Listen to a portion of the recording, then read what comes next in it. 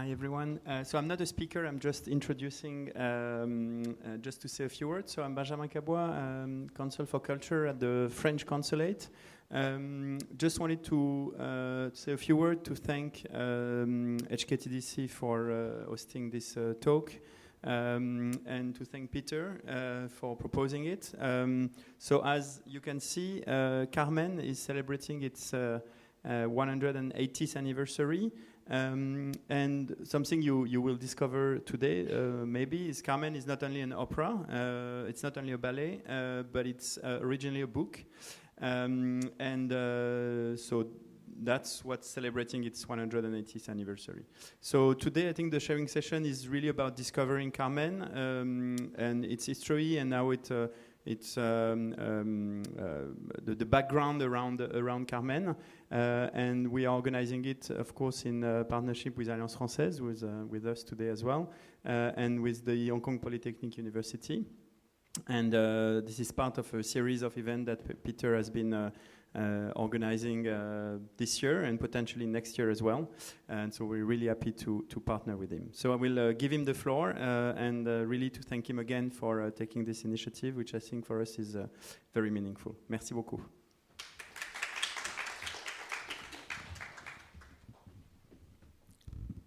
Well, welcome everyone.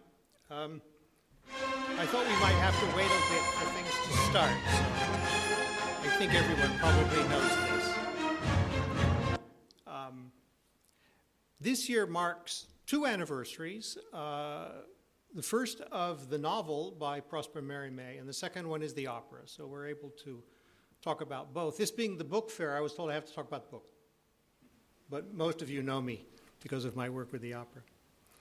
The opera is, this was from the Arts Festival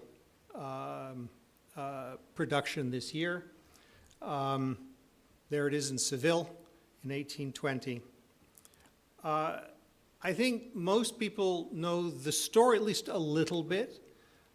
Carmen was a gypsy, seductress. There's a soldier who's completely besotted with her, and so much that he ends up killing her at the end. But first, before there was an opera, which I think most people know, there was a book. And it was originally serialized in a magazine. It was then published as a book the next year, and it's been hugely, hugely popular ever since. The book has never been out of print. It's been translated into many, many languages.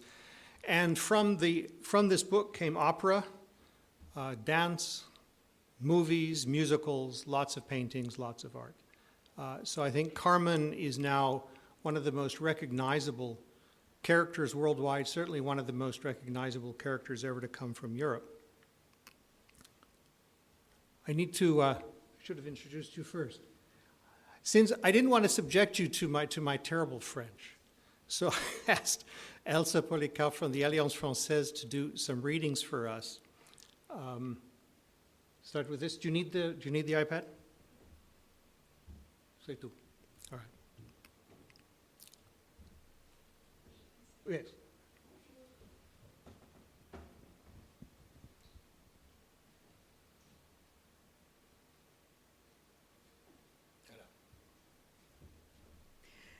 It's going to be in French. If you don't understand, that's totally normal. We have the English on the screen. Subtitles. Œil de bohémien, œil de loup, c'est un dicton espagnol qui dénote une bonne observation. Si vous n'avez pas le temps d'aller au jardin des plantes pour étudier le regard d'un loup, considérez votre chat quand il guette un moineau. The book is filled with the most marvelous prose. Whether you like the story, you don't like the story, you like the characters, you don't like the characters, the prose is just marvelous.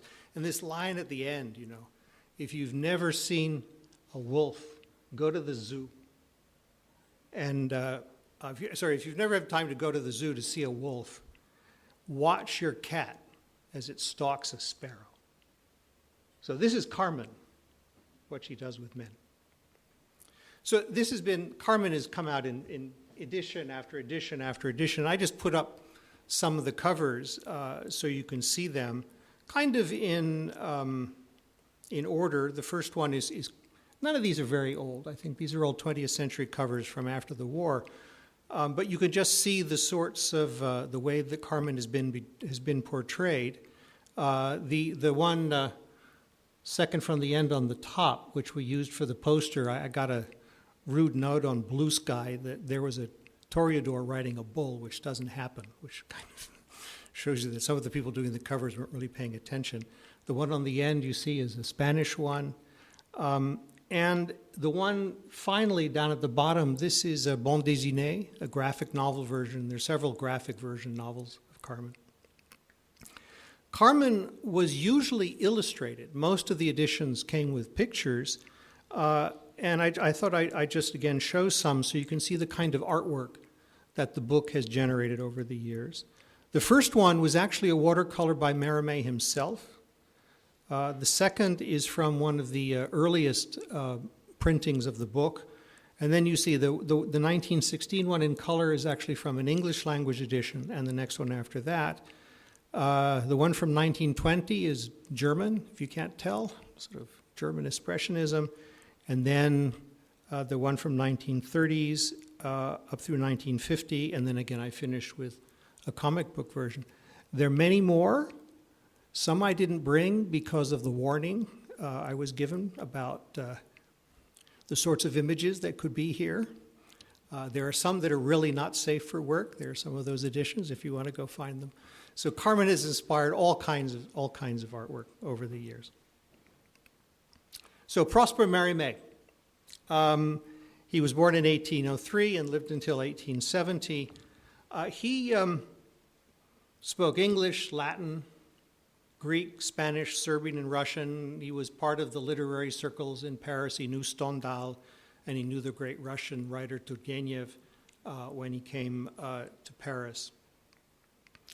And he went to Spain in 1830, sort of on a gap year, and he claimed that he was told the story of Carmen by the Countess of Montijo, who herself was rather a character. She was born in Malaga to an expatriate Scotsman who also turned out was the American consul there.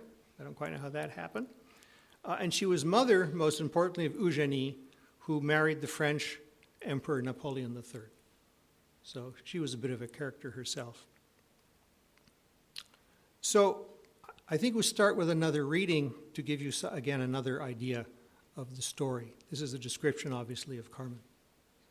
Pour qu'une femme soit belle, il faut, disent les Espagnols, qu'elle réunisse 30, si, où l'on veut, qu'on puisse la définir au moyen de 10 adjectifs applicables, chacun à 3 parties de sa personne. Par exemple, elle doit avoir 3 choses noires, les yeux, les paupières et les sourcils, 3 fines, les doigts, les lèvres, les cheveux, etc. Ma bohémienne ne pouvait prétendre à tant de perfection. Sa peau, d'ailleurs parfaitement unie, approchait fort de la teinte du cuivre. Ses yeux étaient obliques, mais admirablement fendus, ses lèvres un peu fortes, mais bien dessinées, et laissant voir des dents plus blanches que les amandes sans leur peau. Ses cheveux, peut-être un peu gros, étaient noirs, à reflets bleus comme l'aile d'un corbeau, longs et luisants. Pour ne pas vous fatiguer d'une description trop prolixe, je vous dirai en somme qu'à chaque défaut, elle réunissait une qualité qui ressortait peut-être plus fortement par le contraste. C'était une beauté étrange et sauvage, une figure qui étonnait d'abord, mais qu'on ne pouvait oublier. Ses yeux, surtout, avaient une expression à la fois voluptueuse et farouche que je n'ai trouvée depuis à aucun autre regard humain. So the story is that Don José is a corporal in Seville, where he meets Carmen, who is a seductive and rather defiant worker at the tobacco factory. Next one. Je m'appelle Don José Lizarabengoa. J'aimais trop à jouer à la paume, c'est ce qui m'a perdu. Quand nous jouons à la paume, nous autres Navarrais, nous oublions tout. Un jour que j'avais gagné, un gars de la lava me chercha querelle. Nous prîmes nos maquillas et j'eus encore l'avantage, mais cela m'obligea à quitter le pays. Je rencontrai des dragons et je m'engageai dans le régiment d'Almanza, cavalerie. Les gens de nos montagnes apprennent vite le métier militaire. Je devins bientôt brigadier et on me promettait de me faire maréchal des logis quand, pour mon malheur, on me mit de garde à la manufacture des tabacs à Séville. Si vous êtes allé à Séville, vous aurez vu ce grand bâtiment-là, hors des remparts, près de Guadalquivir. Il me semble encore en voir la porte et le corps de garde auprès. Quand ils sont de service, les Espagnols jouent aux cartes ou dorment. Moi, comme un franc navarrais, je tâchais toujours de m'occuper. Je faisais une chaîne avec du fil de laiton pour tenir mon épinglette. Tout d'un coup, les camarades disent « Voilà la cloche qui sonne. Les filles vont rentrer à l'ouvrage. Vous saurez, monsieur, qu'il y a bien 400 à 500 femmes occupées dans la manufacture. Ce sont elles qui roulent les cigares dans une grande salle où les hommes n'entrent pas sans permission parce qu'elles se mettent à leurs aises, les jeunes surtout quand il fait chaud. À l'heure où les ouvrières rentrent, après leur dîner, bien des jeunes gens vont les voir passer et leur en compte de toutes les couleurs. Il y a peu de ces demoiselles qui refusent une mantille de taffetas, de taffetas, et les amateurs à cette pêche-là n'ont qu'à se baisser pour prendre le poison. Pendant que les autres regardaient, moi, je restais sur mon banc près de la porte. J'étais jeune alors. Je pensais toujours au pays et je ne croyais pas qu'il y avait de jolies filles sans jupe bleue et sans nattes tombant sur les épaules. D'ailleurs, les Andalouses me faisaient peur. Je n'étais pas encore à leur manière, toujours à railler, jamais un mot de raison. J'étais donc le nez sur ma chaîne quand j'entends des bourgeois qui disaient « Voilà la gitanilla !» Je levai les yeux et je la vis. C'était un vendredi et je ne l'oublierai jamais. Sounds a lot better in French than in English. But I think if you're reading along with the English, I think one of the things that you might notice is kind of how immediate the language is. You see, that here the main character is talking to you in a very, very direct way. Okay.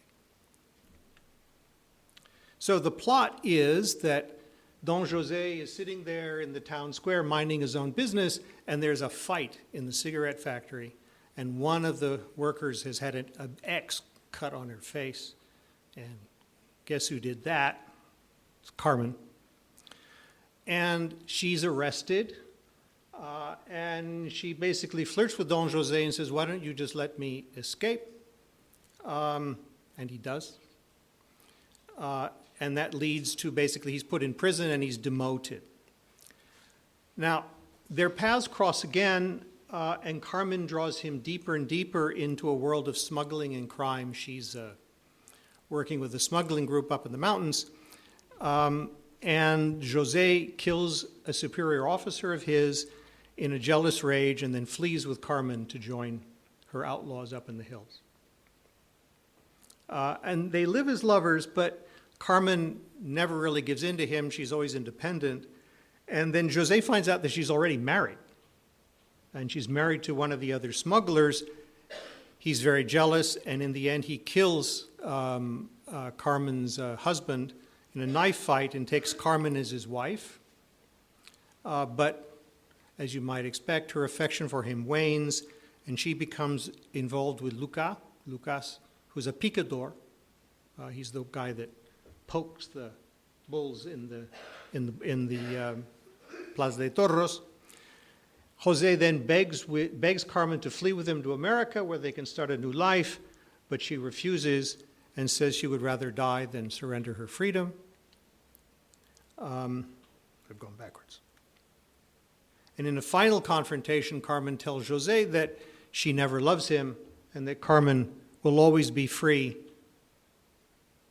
Enraged and heartbroken, José stabs her to death, buries her in the wood, and surrenders to the authorities. So, now, that's part 3 of the book. And that's the story pretty much that we all know from the opera, okay? And all the derivations, all the kind of Carmen movies, everything, they pretty much do part 3 of the book. But Mérimée wrote Carmen really as a combination of a story within a story. In part 1, Mérimée himself is on a trip to Spain. Remember, he'd been on a trip to Spain. So now he's writing about being on this trip to Spain, and he hears about an outlaw called Don José.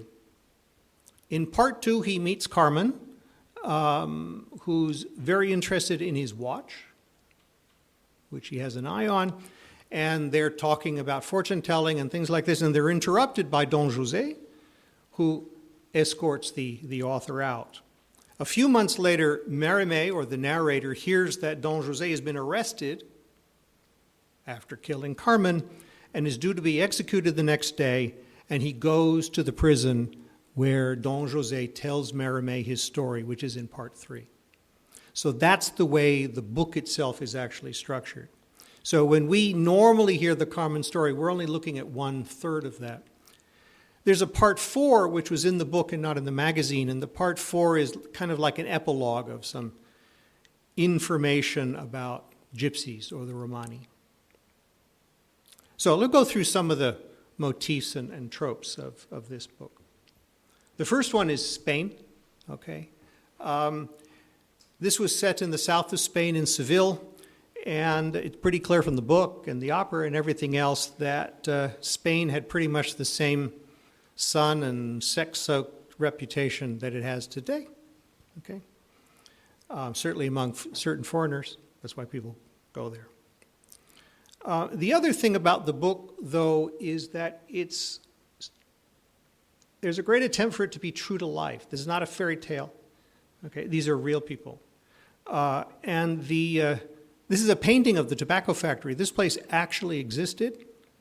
There it is. The building's still there in Seville. It's now part of the university. And the women who worked there, they brought their children. It was very hot. They didn't wear very much. So this description of the tobacco factory is actually very accurate. The next sort of theme is the theme of the flower, which I should do another reading now. Elle avait un jupon rouge fort court qui laissait voir des bas de soie blancs avec plus d'un trou et des souliers mignons de maroquin rouge attachés avec des rubans couleur de feu. Elle écartait sa mantille afin de montrer ses épaules et un gros bouquet de cassis qui sortait de sa chemise. Elle avait encore une fleur de cassis dans le coin de la bouche et elle s'avançait en se balançant sur ses hanches comme une pouliche du haras de Cordoue. Dans mon pays, une femme en ce costume aurait obligé le monde à se signer. À Séville, chacun lui adressait quelques compliments gaillards sur sa tournure. Elle répondait à chacun, faisant les yeux en coulisses, le poing sur la hanche, effrontée comme une vraie bohémienne qu'elle était. D'abord, elle ne me plut pas, et je repris mon ouvrage. Mais elle, suivant l'usage des femmes et des chats qui ne viennent pas quand on les appelle et qui viennent quand on ne les appelle pas, s'arrêta devant moi et m'adressa la parole. « Compère, me dit-elle à la façon andalouse, veux-tu me donner ta chaîne pour tenir les clés de mon coffre-fort ? C'est pour attacher mon épinglette, lui répondis-je. Ton épinglette, s'écria-t-elle en riant. Ah, monsieur fait de la dentelle puisqu'il a besoin d'épingles. Tout le monde qui était là se mit à rire et moi je me sentis rougir et je ne pouvais trouver rien à lui répondre. Et, prenant la fleur de cassis qu'elle avait à la bouche, elle me la lança. D'un mouvement de pouce, juste entre les deux yeux. Monsieur, cela me fit l'effet d'une balle qui m'arrivait. Je ne savais où me fourrer, je demeurais immobile comme une planche. Quand elle fut entrée dans la manufacture, je vis la fleur de cassis qui était tombée à terre. Entre mes pieds, je ne sais pas ce qui me prit, mais je la ramassai sans que mes camarades s'en aperçussent, et je la mis précieusement dans ma veste. Première sottise. Elle mentait, monsieur. Elle a toujours menti. Je ne sais pas si dans sa vie-là, cette fille a jamais dit un mot de vérité. Mais, quand elle parlait, je la croyais. C'était plus fort que moi. Now, if you know the opera, you know this scene. This is the scene of the habanera, where Carmen takes the flower and throws it at Don José. And there are a couple of lines in here I really think are rather nice. The first one is, but she like women and cats who only come when they are not called. It's a nice line. And again, if you know the opera, c'était comme une balle qui m'est arrivée. It's like the flower was like a bullet that struck me. This line appears directly verbatim in the opera. This is from a movie. It's basically this scene.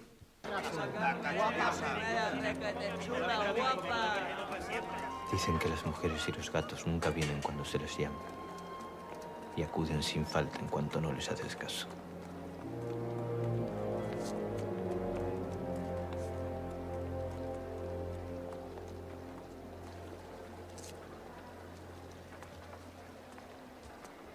Mi alma, ¿por qué no me regalas tu cadenita? Es para colgar mi baqueta. ¿Y dónde cuelgas la baqueta por la noche? ¿Detrás de la puerta?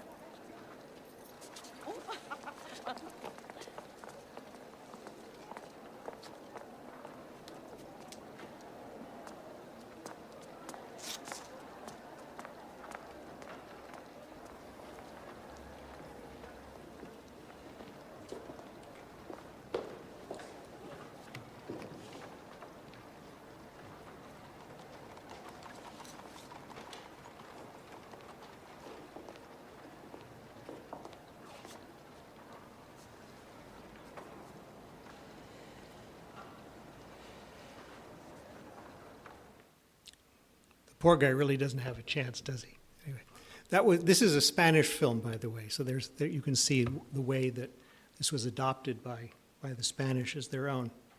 Another sort of theme or trope in the book is that of the gypsy. And we don't use that word anymore, generally, in English.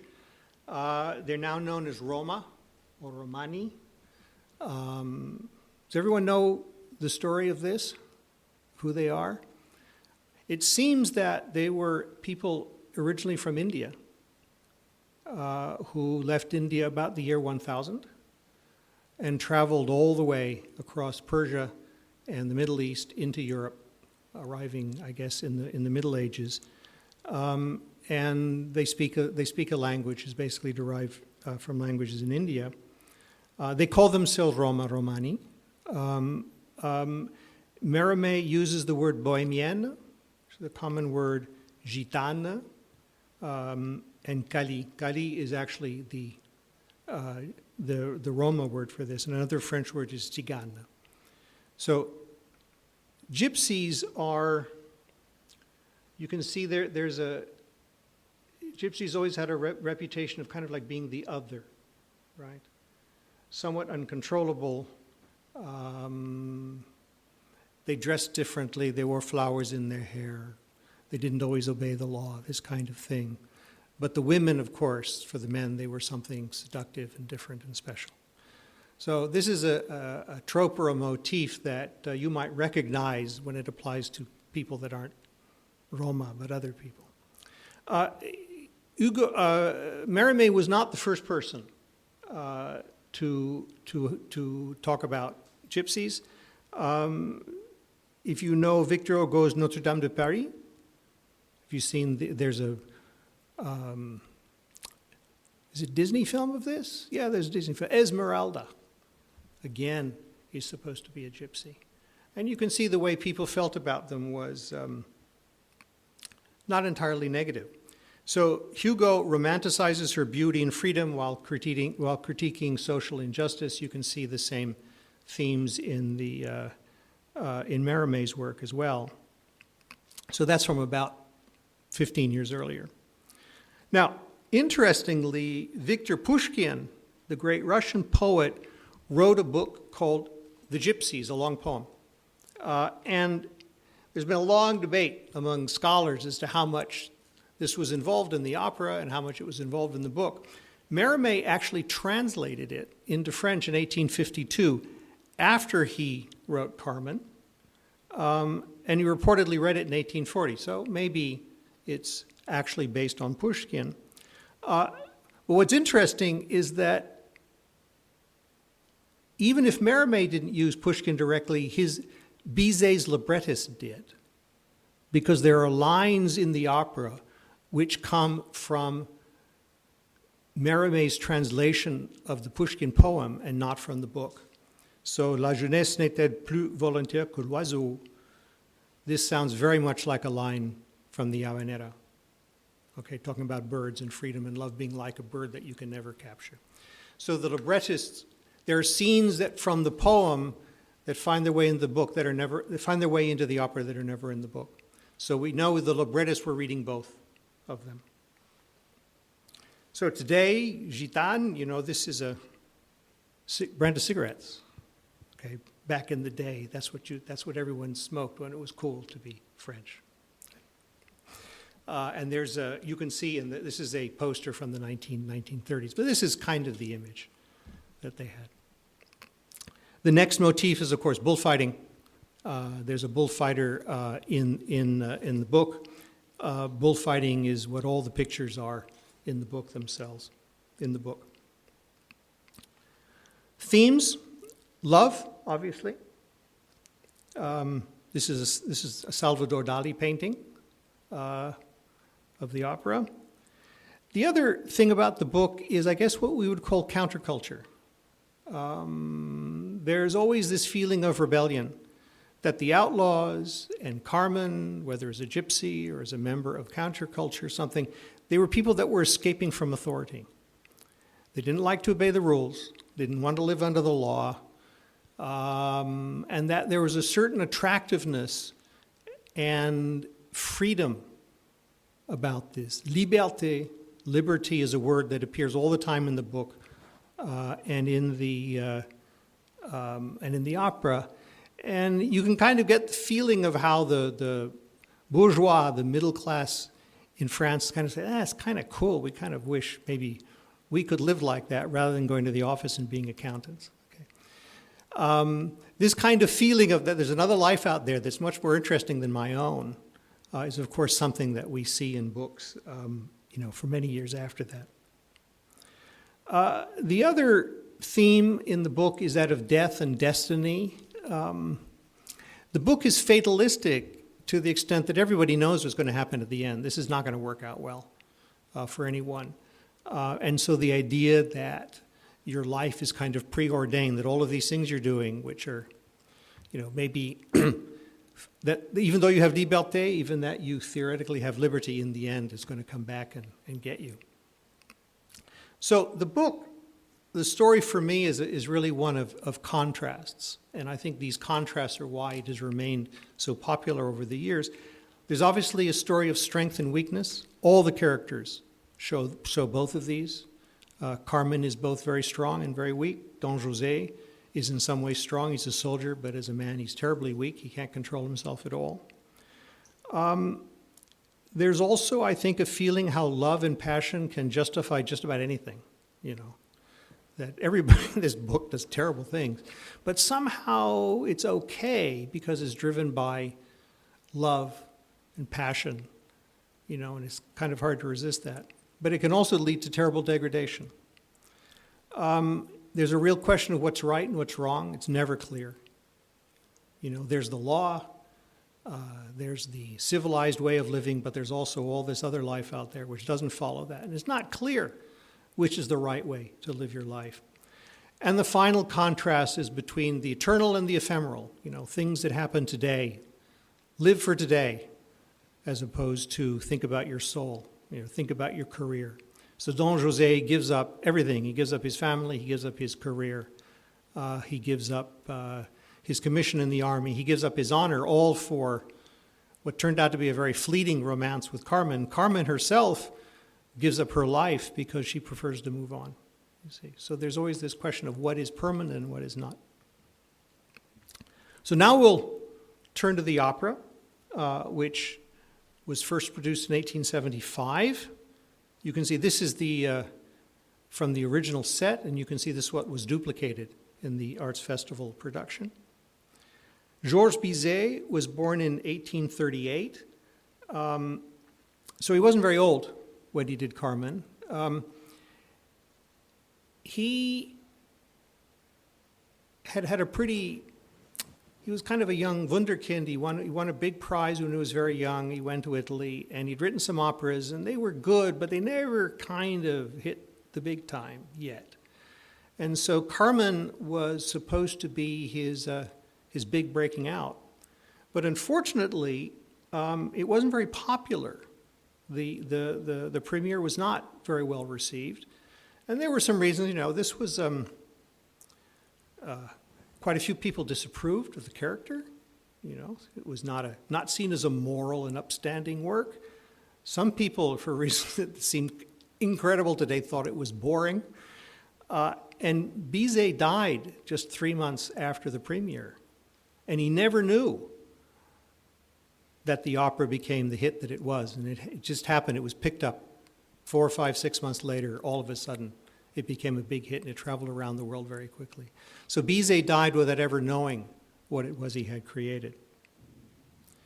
So the opera, as I say, is based on part 3 of the novel. Does anyone here know the opera? A few people do. Okay.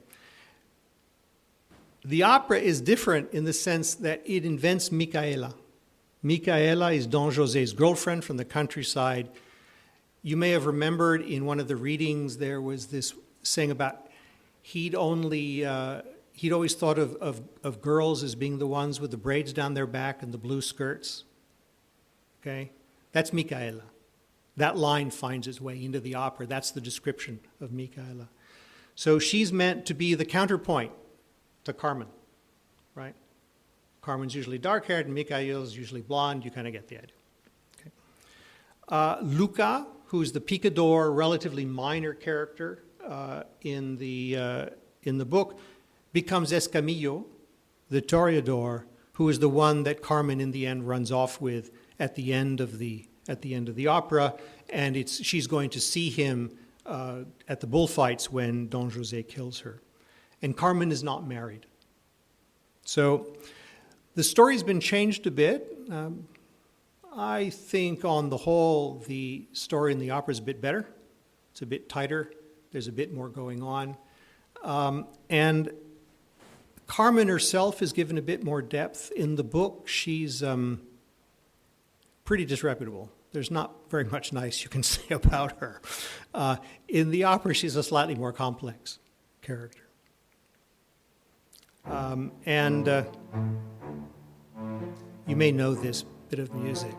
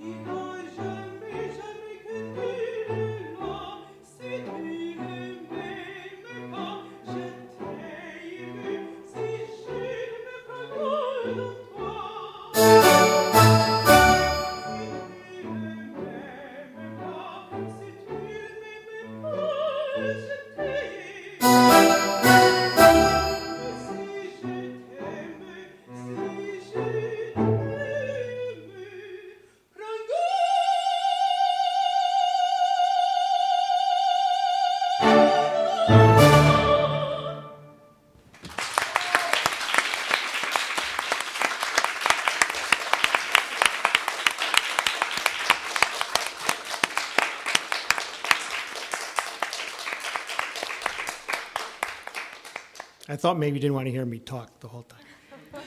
That's Ashley Choi from Opera Hong Kong. So.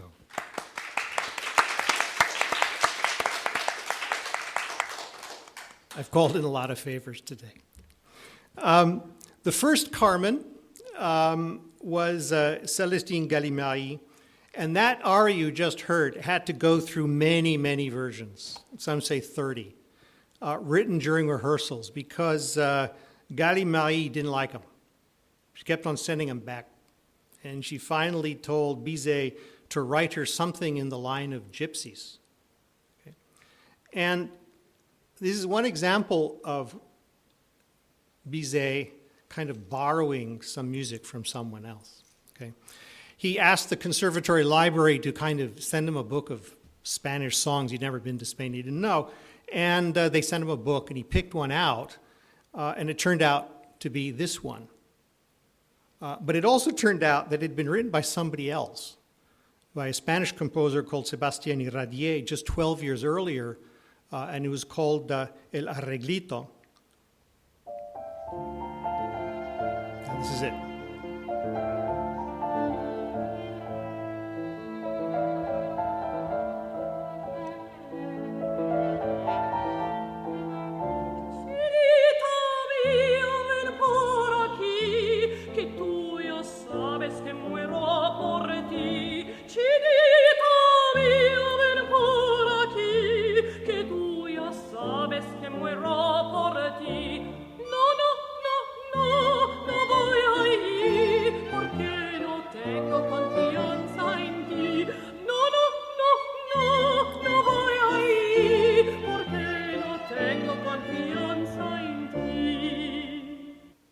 So Iradier was kind of upset, actually, and wrote a letter. So he had to acknowledge him in all future editions of the score. I thought I might play you what one of the earlier versions of the habanera was. So this is the one you just heard.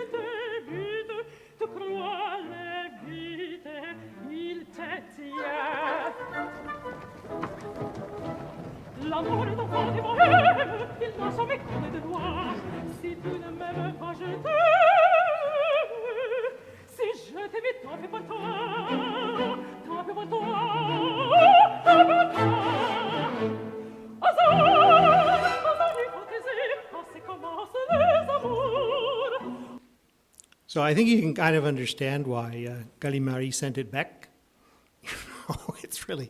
This one is not nearly as good as the one we now know. So, all right, there's some other examples of borrowed music. The entr'acte to Act 4, which everybody knows is the one that sounds like a bullfight, is actually based on a polo, which is an Andalusian serenade from an operetta, 1804, by a guy called Manuel Garcia. So, if you think of it in a positive way, Bizet was taking real Spanish music and integrated into his opera. So anyway, I thought we might now talk a little bit about who Carmen is. I'll ask my guests here to talk a little bit more about this at the end. But we started with Carmen, really with Pushkin as a gypsy back at the beginning of the 19th century, through Mérimée to Bizet as a dangerous gypsy and a kind of femme fatale. Right? This is who she kind of is superficially. But I think there's much more to her than that. In the finale, in the book, she tells José, Carmen sera toujours libre, Cali, which is Gypsy Roma, elle est née, she's born, and Cali elle mourra, she will always be free. She was born a gypsy, and a gypsy shall die. In the opera, it's almost the same thing. She says, eh bien, well, she says almost the same thing, except she says she was born free, and free she shall die. And then she says, frappe-moi donc ou laissez-moi passer. Okay, kill me or let me go, right? So, whatever else you may think, she's a woman who knows how to stand up for herself and has the dignity to do so. She knows who she is, right? And I think this is one of the reasons why the character and the book and the opera have been maintained their popularity for so long. Next 5 minutes or so, I just want to show some of the other things that have happened with Carmen. Since then, this is the Bande Dessinée, the comic book. She's remained really one of the most inspirational characters in European culture, I think. As soon as there were movies, they made a movie about Carmen. This is from 1905.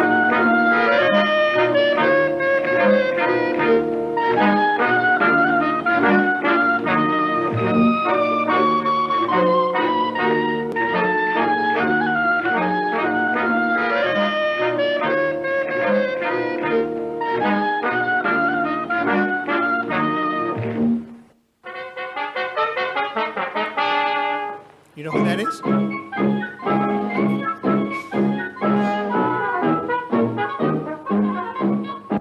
So Charlie Chaplin playing Don José. Then he went to Hollywood. This is Rita Hayworth in The Loves of Carmen in 1948. It's just dreadful, but anyway. Sorry, only please, please don't leave me. Like a worm. Cut him in half and still he crawls. Listen. They've let the bull in. You're keeping me from seeing the bull fight. You're not going to get away with it, Carmen. Not this time, you're not. I'll kill him, do you hear me? I'll kill him. And what would that settle? You've killed two men who loved me. And for what? So anyway, I thought movies like that, I thought 30 seconds was enough. There was a Carmen movie made in Russia, 2003, reset there. You might see some of the same themes in here too. Прощай, любимый мой! They love me. There's the flower. And then there's a musical, Carmen Jones, which was from the 1950s. You go for me and I'm taboo, but if you're hard to get, I go for you. And if I do, then you are through, boy. My baby, that's the end of you. The end of you. So take your cue, boy. Don't say I didn't tell you true. I told you truly, if I love you, that's the end of you. Don't want me and I'm careful, but if you're hard to get, I go for you. And if I do, then you are through. My baby, that's the end of you. That's actually what I grew up with. That's the version of Carmen I first knew as a kid. I knew that one before I knew the opera. It was made into a flamenco movie, which then became a ballet.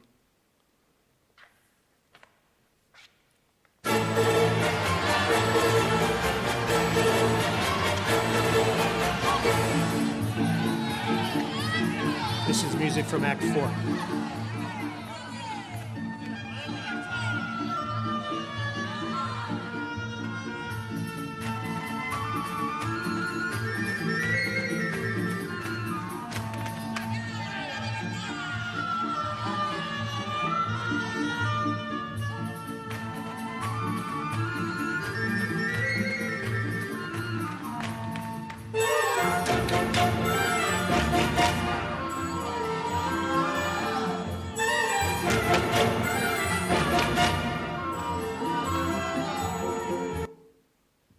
I think this one's actually really interesting because there was a long time when the Spaniards were a bit sniffy about Carmen. You know, this was the way French people think Spain is, you know. Not really like this at all. But in fact, since about this was made into a movie in the 1980s in flamenco, and kind of since then, it's really been adopted, I think, as something very Spanish. It's seen as a Spanish cultural item as much as the French one. And I thought I'd end with this. If you didn't think Carmen was relevant anymore.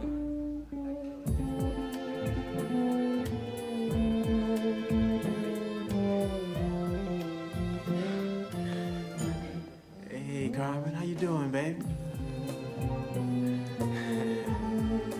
Looking good, girl, looking good. So here we go.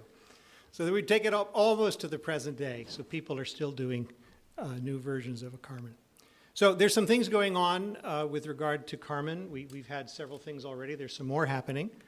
That movie I showed you, the one with the flower, they're showing the whole movie at Polyou on the 15th of September. It's a great movie. There's a barcode there if you can grab it. And it's in Spanish, so it has a very, very good Spanish flavor. But this is taken from the book.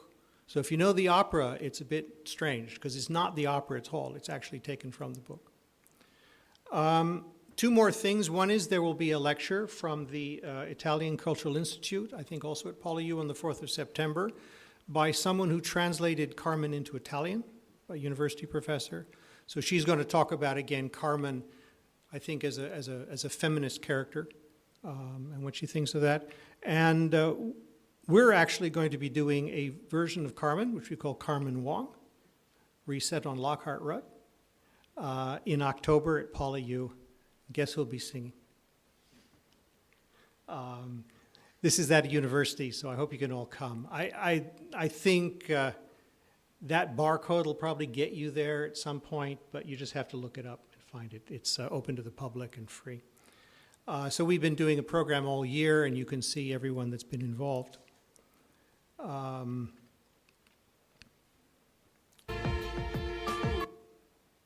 And then next year, Opera Hong Kong is also doing Carmen in May, and it'll be a new production from a very well-known Chinese director as part of the French May. So there's a lot going on. So Carmen is still very popular. I thought I'd ask my two guests now to talk a little bit about the way they feel about Carmen. I have two drawbacks. I'm not French, I'm not a woman. So I thought we'd get, if you like, some experts, more expert than me anyway, to talk a little bit about that. But while we're talking, if you have any questions you'd like to ask, I think the way we have to do this, you've got to write them down on a piece of paper. So if you have, while we're doing this, you can raise your hand and get a piece of paper from people, and we'll keep on talking.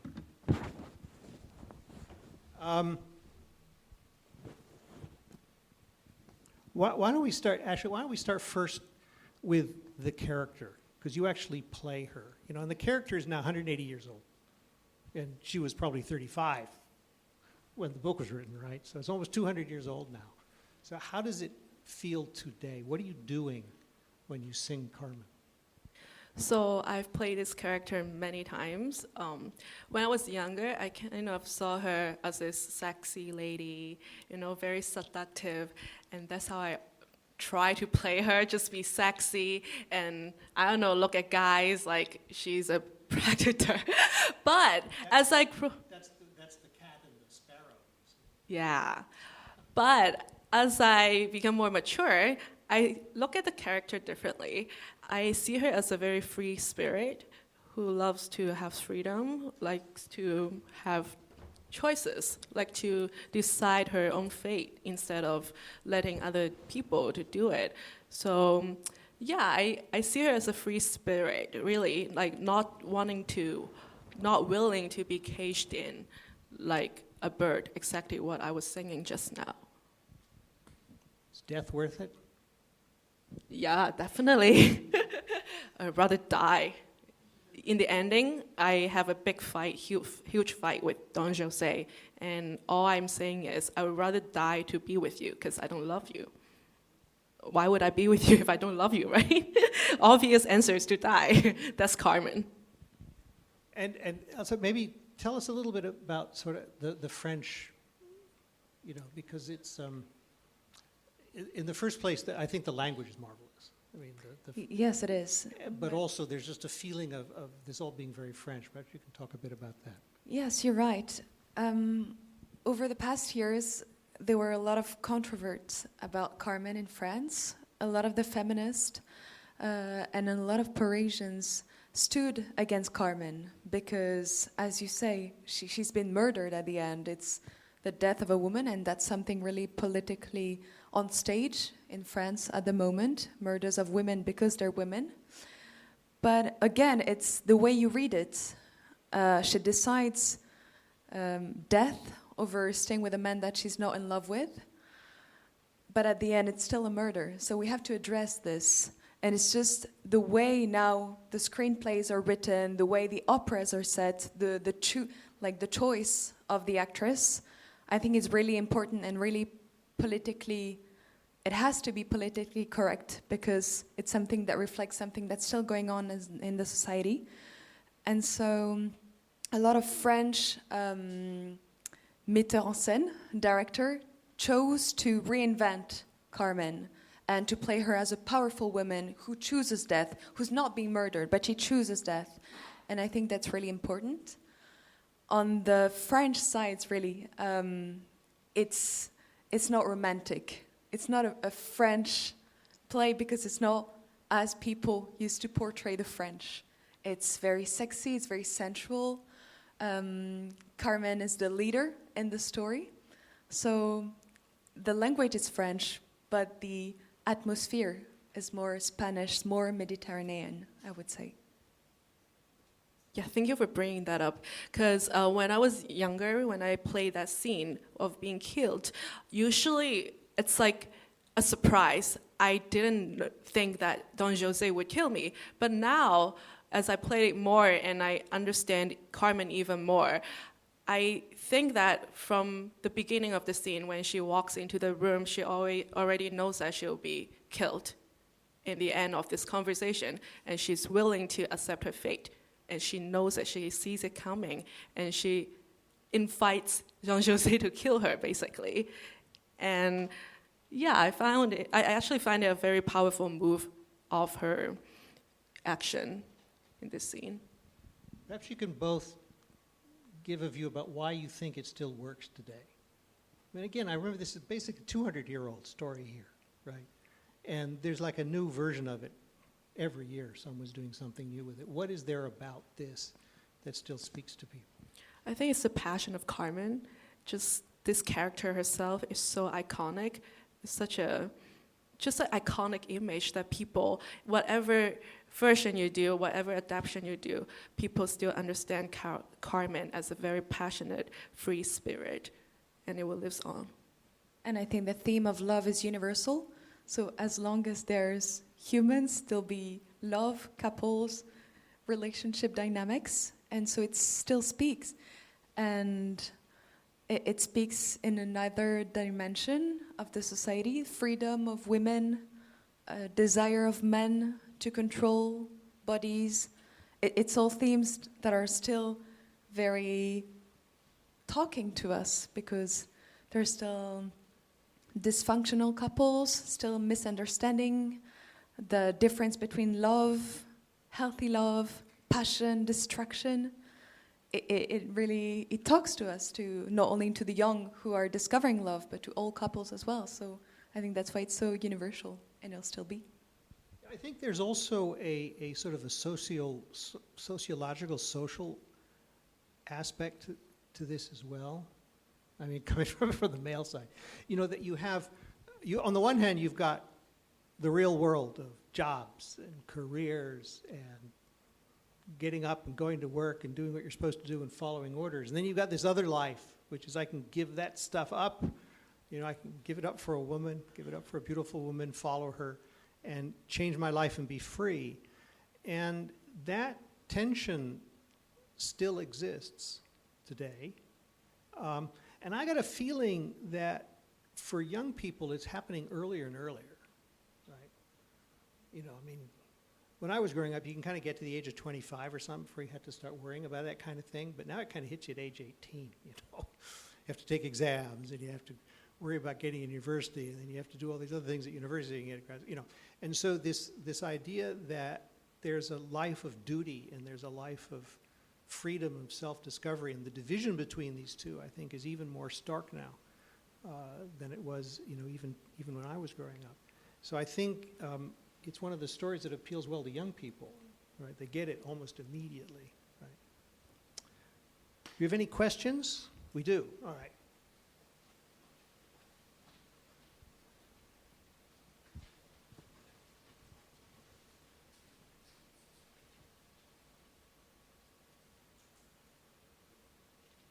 Okay. It's a two-part question. What do you think about the author portraying Carmen as a symbol of freedom and a target of moral judgment, and how might this reflect 19th century attitude towards female autonomy? Why don't perhaps you guys do the first bit and I'll do the historical bit? So the question is, what do you think about, this dichotomy of Carmen as a symbol of freedom and also as a target of moral judgment? Do you think that she's being judged? Do you feel judged? When do you play the role?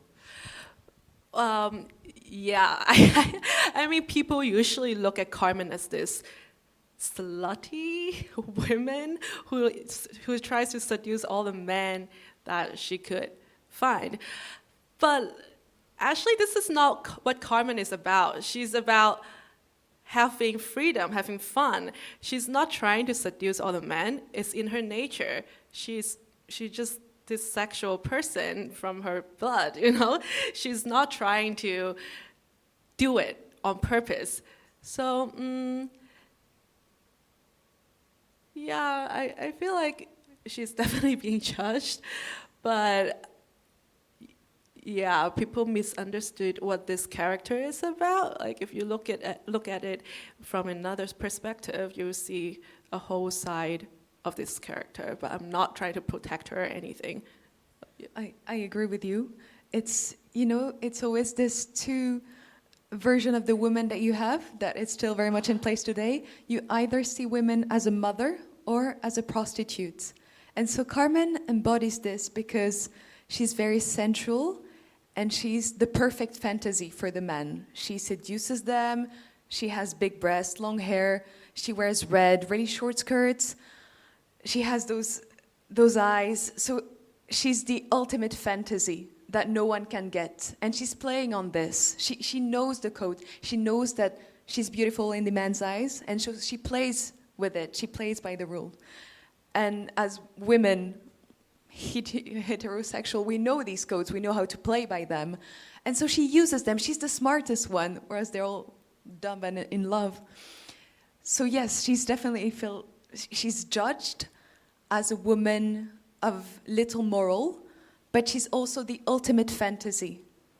And it's very difficult to coexist in a body, but that's what a woman feels. Well, she's using her advantages, definitely, but I wouldn't say that it's something immoral. No. Yeah. She's using her own features as a strategy, I think, to get the things that she wants, but then she's a very honest person. If she doesn't want something, she tells the other person. So she's just a very honest nature. I'll try to do the historical. The historical question was how this might reflect 19th century attitude towards female autonomy. This is kind of a hard question to ask because Carmen is more than the book. You've got the book and you've got the opera, but the other thing is that characters exist in the minds of the people that read them or that watch them, as much as they do in the mind of the author that wrote them.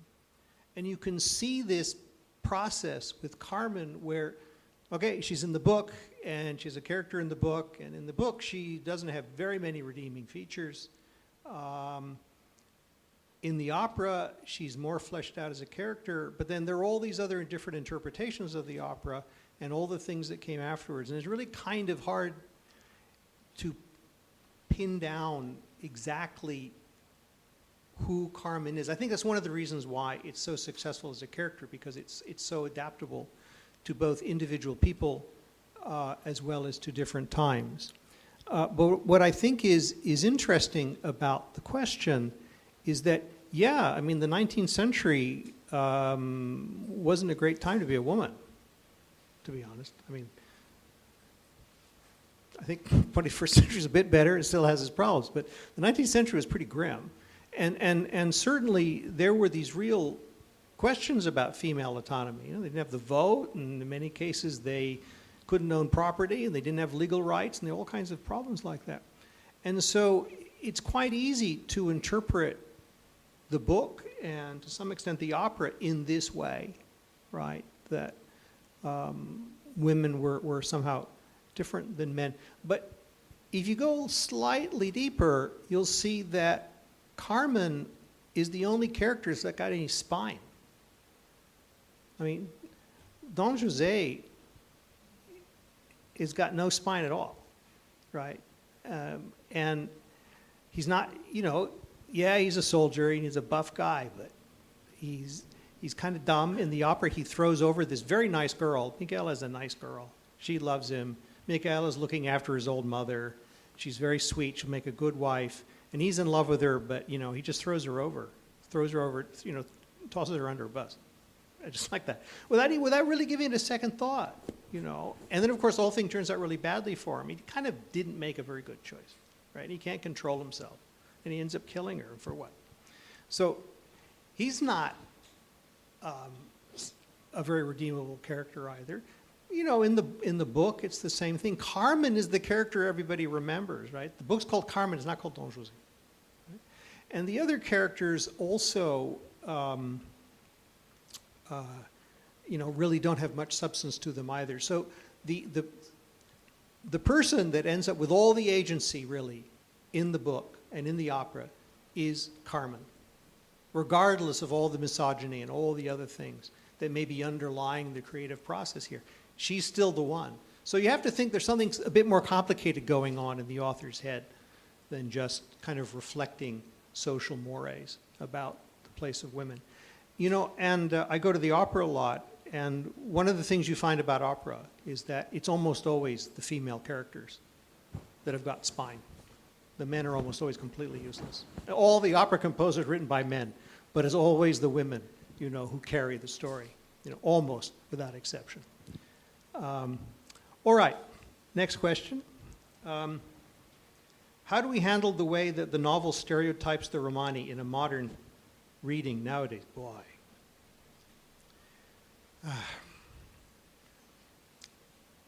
I think that to some extent, okay, the first thing is you can say this is not a good thing. It's not. Okay, this is an example of what we now call othering, where some people are the other, and they're used to contrast us to the other. So, and this is not a good thing. There are, of course, it still goes on, obviously, it goes on in society, and it still goes on in works of art. I think that authors and artists and musicians and composers, they're more aware of these things now. When it happened, it probably wasn't seen as too bad a thing, except that, as you notice in Victor Hugo and to some extent in Carmen, yes, the authors do stereotype them, but they also think that the way society treats them is wrong. So there is at least a certain amount of criticism in the way that people are treated. So I think in the sense of, yes, they're other, but also giving them a certain amount of respect for who they are, you can begin to see some of the beginnings of the way we feel more about this today. But yeah, it's a bit of a problem, and we come across this when we produce the opera, of course. And one of the reasons we set it in Hong Kong is we just ignore this problem completely, and we change one or two words. Because I think the character extends beyond this original characterization. And at all times when people need to write a book or need to write a screenplay or need to do an opera, you have to create characters that the audience can place, and that was what was going on in the middle of the 19th century. And this is a problem, I think, in all books. I think if you go back to any book in the 19th century, you'll find a similar sort of problem. And yeah, we have to figure out how to deal with this today. And it's a matter of kind of going into the book and taking out what is good and being able to understand the things that aren't quite so good and kind of dealing with them. We got more. We got another few minutes, so you can keep on writing.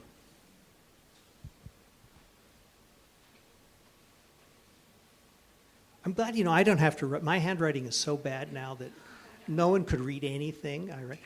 So, why did the French dislike Carmen so much at the premiere?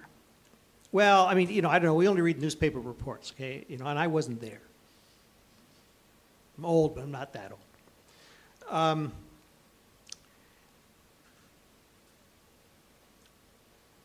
There's a term in opera that is called verismo, which is an Italian word. It means truthful, true to life.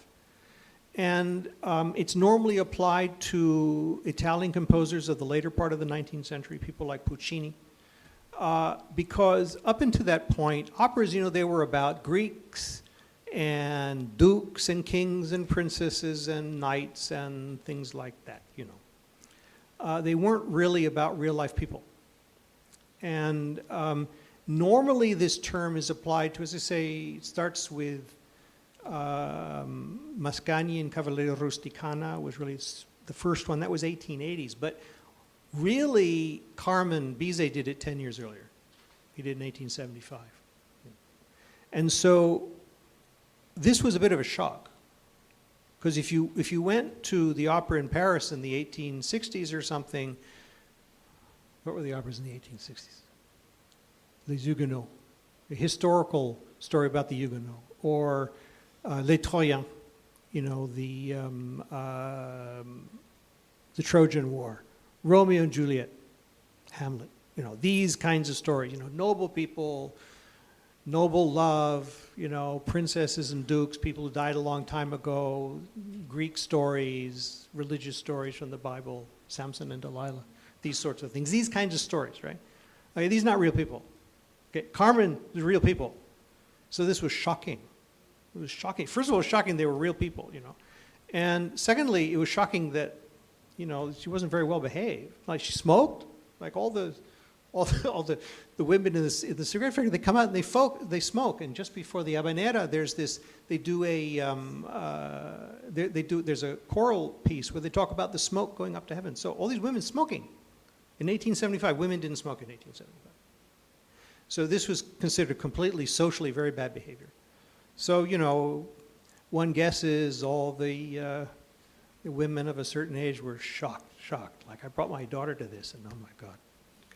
So I think it was partly that. The second thing is that the story is kind of strange. If you're used to Romeo and Juliet, this is a strange story. And the music was somewhat different as well, in the sense that, the style of the music was a bit different than Kevin. So, sometimes it takes people a while to adjust to a new kind of work of art. And I think we forget today, now Carmen is very, very well known, and we know it all the time, but it was really, really new in 1875. It was a new thing, like Hamilton or something, which was done in hip-hop. It was that kind of an effect. And so it took people a while to get used to it. And I guess on the premiere, it's all the guys that normally go to the opera, so it's the older guys. It's very expensive, and it's not. But the point was, it picked up very, very fast, because I think the appeal of it is quite normal. This, by the way, happens with a lot of operas. Happened to Madame Butterfly. It was a disaster when it was first done. So many things that we now consider the most popular operas, the first time they came out, people didn't understand. So I think that's why. Next question. Do you think opera is easier for people to understand Carmen theme than the book? I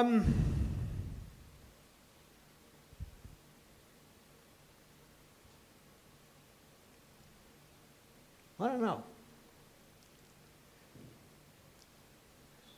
I think reading takes kind of like more effort these days. I don't know. I think it's partly that.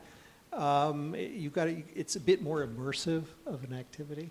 Well, when it's an opera, there's a stage, costumes, music, and the acting, of course. I think it's more visualized than the book, but I actually haven't read the book yet. I think, I put it this way, if there's is it easier to watch a movie or read a book? And most people probably say watch the movie, right? So I think that, it's that. It's just that we're used, if you read a book, it's immersive. You got to pay attention. In a movie or an opera or something, drama, you don't have to quite so much. So to that extent, it's easier. But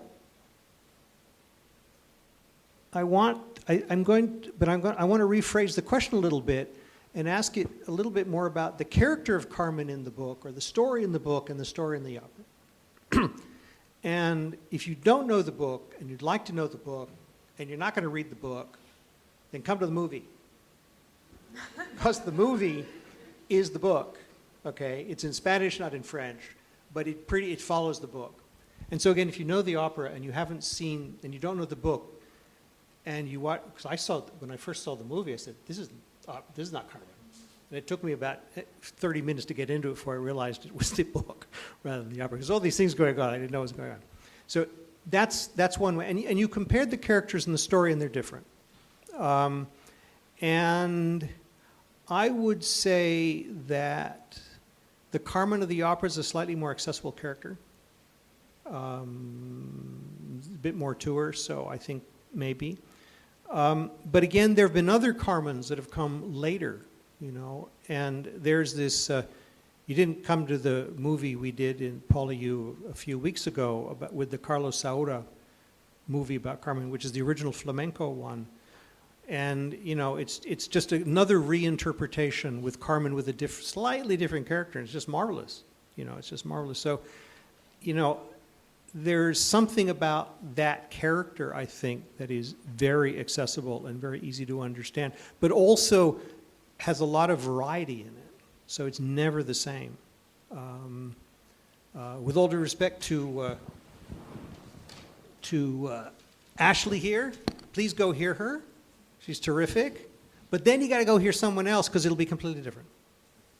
Every time you see the opera, it's like a different opera. Every person who sings it is a different character. And that's not possible with very many characters. There's something about this character and this story that just that changes every time you do it. So there's not one Carmen, there are hundreds, thousands of them. Yeah, even, as I said, every time I play it, it's a little different. When I was younger, it's different. Now I play it in a different way because I see her differently. Every time I revisit this character, there's something different that I discover. And going to the opera can be a bit intimidating, but you have a brilliant actress in front of you. You see she's a human, so go and see her. They're all brilliant. So, just about right on time. Thank you, Mr. Gordon, for sharing. Here comes the end of the section. So thank you for your participation. Thank you. Thank you both. Thank you. Thank you.